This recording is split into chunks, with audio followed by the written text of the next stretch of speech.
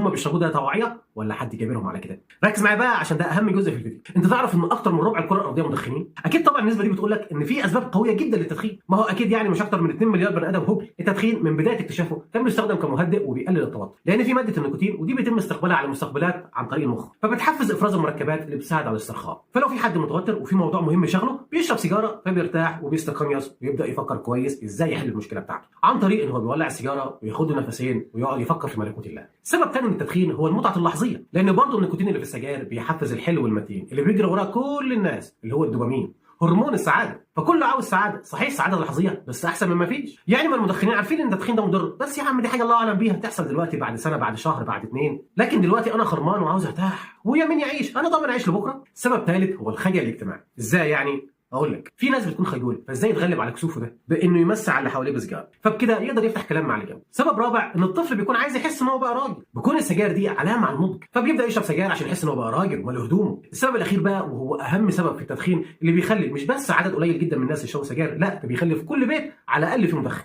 اللي هو الدعايه. الدعايه من بدايه صوره التدخين وهي عايه منظمه جدا جدا، هدفها الاساسي مش الترويج، لا بيقول لك ان التدخين ده حاجه اساسيه جدا في حياتك لو عايز تكون ناجح وتكون انسان كويس. فبنلاقي مثلا لما نحب نخلي المراه مدخنه بنخليها ايه؟ ده مراه مستقله، حاجه جباره، حاجه جامده. عندك مثلا ممثلين اللي بيشربوا سجاير بيكونوا دايما في افلام الجاسوسيه وافلام القوه والاكشن، عشان يقول لك بص عايز تكون زي الممثل الجامد ده اشرب سجاير. خلي بالك هو دلوقتي بيلعب على العقل الباطن، مش بيقولها لك بطريقه مباشره، انت من نفسك بتقول عشان خاطر اكون زي الشخص ده لازم اكون بشرب سجاير. المفارقه بقى ان هتلر نفسه كان بيقود حمله ضد السجاير، فالحلفاء بقى استغلوا النقطه ديت وخلوا لك عشان تقاوم النازيه لازم تكون بتشرب سجاير. شفت الدعايه بتعمل ايه؟ عاوز اقول لك ان شركات التبغ دفعت مليارات الدولارات للاطباء علشان بس يقللوا من اضرار السجاير.